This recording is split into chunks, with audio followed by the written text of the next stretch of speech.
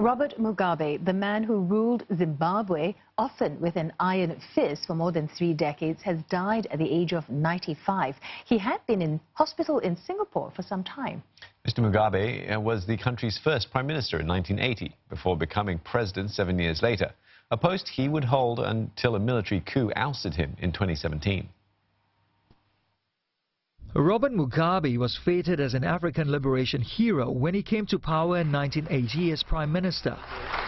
At that time, the nation, formerly known as Rhodesia, had endured nearly a century of white colonial rule and 7 years of a liberation bush war.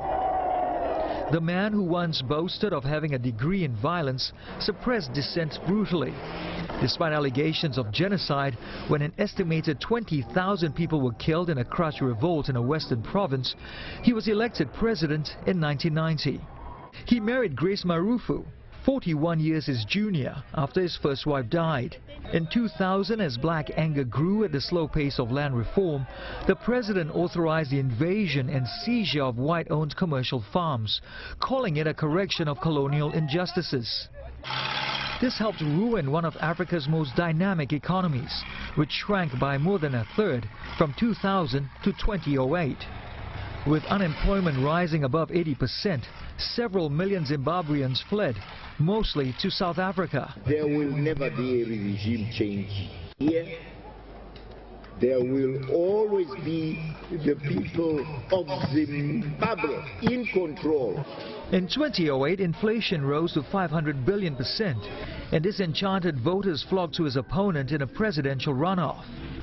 But Western-backed former union leader Morgan Tsvangirai was later forced to withdraw when scores of his supporters were killed by thugs. As the West continued to impose sanctions on Zimbabwe over alleged atrocities, its leader expressed his anger at the UN General Assembly.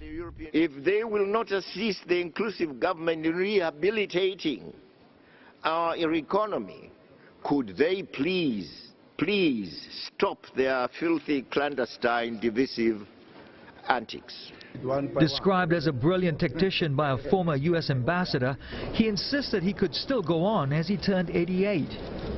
In his later years, Mr. Mugabe often slurred his words, mumbled and paused for long periods in his speeches.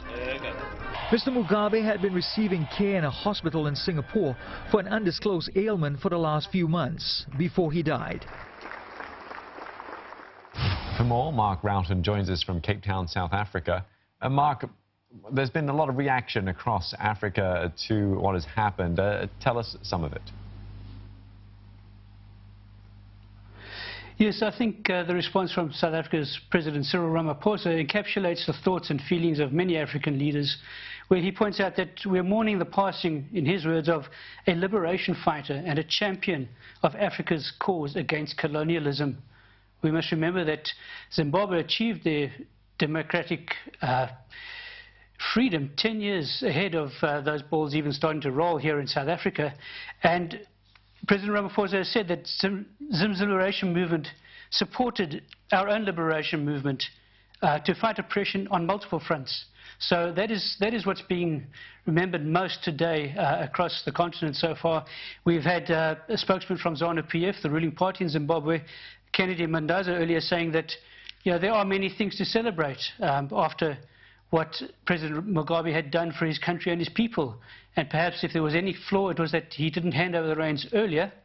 But even the MDC, the Movement for Democratic Change, which is the official opposition in Zimbabwe, Nelson Chamisa, the leader, said that now is the time to highlight President Mugabe's positive contribution and to mourn his passing. He's saying it's a dark day for the family and relatives, and that a giant has fallen.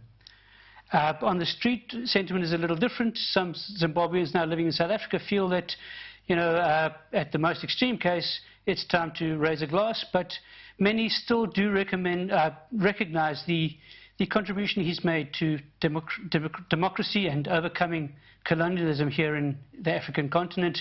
But let's hear some input from some Zimbabweans in Zimbabwe as well. He didn't want to give other people a chance. That's my biggest thing. Now we have a huge problem just because he couldn't control his people. Okay, so yeah, it was time. It was time.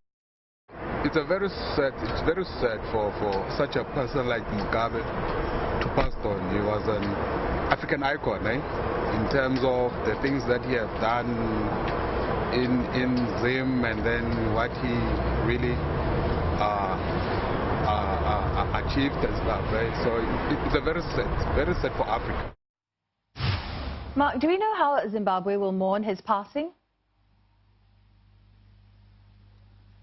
We are still awaiting details of what will be planned. It needs to be remembered that this is the first time that a democratic leader of Zimbabwe has passed away.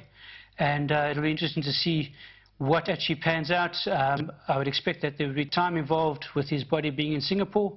But you know, he himself had said back in 2016 to the African Union that he would remain at the helm until God called him and says, come. He was ousted obviously 2 years ago. But we do not yet have details of what the plans, the formal official plans are to mourn him. As I say, there is a balance here in South Africa, certainly, of respect for the work he did and the change that he brought on our continent, as well as acknowledging that a lot of damage was done in the latter days of his reign as the leader of Zimbabwe. All right, thanks for that. Mark Rauschen speaking to us from Cape Town.